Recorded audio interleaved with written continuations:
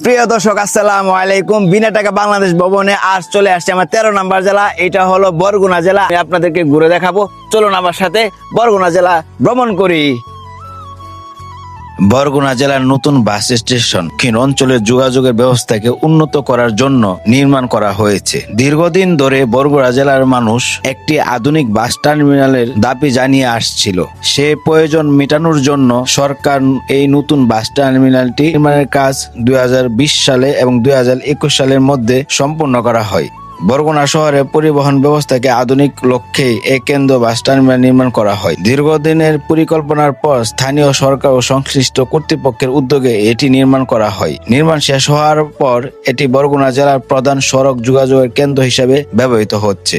এটি চারপাশে বিভিন্ন প্রজাতির গাছ ও সবুজ পরিবেশে থাকায় এই জায়গাটি ছায়া ঘেরা ও মনোরম পরিবেশ। যাত্রীদের বসার ব্যবস্থা, টিকিট ও কাউন্টার, বাস পার্কিং এর জন্য আলাদা স্থান রয়েছে। প্রাকৃতিক পরিবেশের কারণে দীর্ঘ যাত্রার ক্লান্তি অনেকটাই কমে যায়। বরগুনার নতুন কেন্দ্রীয় বাস টার্মিনাল আধুনিক সুবিধা ও সুন্দর সবুজ পরিবেশের জন্য জেলার একটি গুরুত্বপূর্ণ অবকাঠামো, যা দক্ষিণ অঞ্চলের যোগাযোগের ব্যবস্থাকে আরো উন্নত করেছে।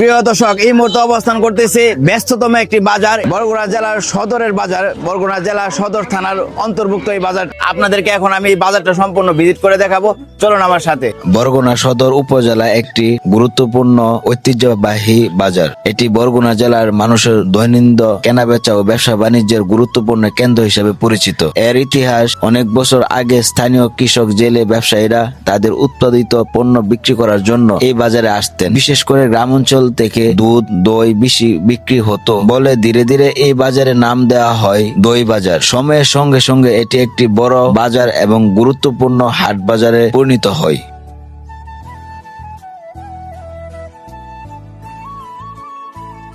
বরগুনা জেলা বাংলাদেশের দক্ষিণ অঞ্চলে অবস্থিত একটি সুন্দর উপকূলীয় জেলা। এটি বরিশাল বিভাগের অন্তর্ভুক্ত। নদী, খাল ও সবুজ প্রকৃতির জন্য বরগুনা জেলা অনেক পরিচিত। প্রাচীনকালে বরগুনা জেলার অঞ্চল বিভিন্ন নদীপথের মাধ্যমে ব্যবসা বাণিজ্য কেন্দ্র ছিল। ব্রিটিশ আমলে এটি বাকেরগঞ্জ জেলার অন্তর্ভুক্ত ছিল। পরে প্রশাসনিক সুবিধার জন্য 1984 সালে বরগুনাকে জেলা হিসেবে প্রতিষ্ঠিত করা হয়। নদী ও সাগরের কাছাকাছি হওয়ার কারণে মানুষের জীবনযাত্রা মূলত মৎস্য শিকার ও কৃষির উপর নির্ভরশীল করে। প্রাকৃতিক সৌন্দর্য ও উপকূলীয় পরিবেশে বরগুনার ঐতিহ্য একটি বড় অংশ। বরগুনা জেলায় মোট 6টি উপজেলা রয়েছে। বরগুনা সদর, আমতলী, পাবনা, পাথরঘাট, বেতাগী ও তালতলী উপজেলা। বরগুনা জেলার মোট আয়তন 1831 বর্গ কিলোমিটার। বরগুনা জেলা নদী, নালা ও উপকূলীয় প্রাকৃতিক সৌন্দর্যের জন্য বিখ্যাত।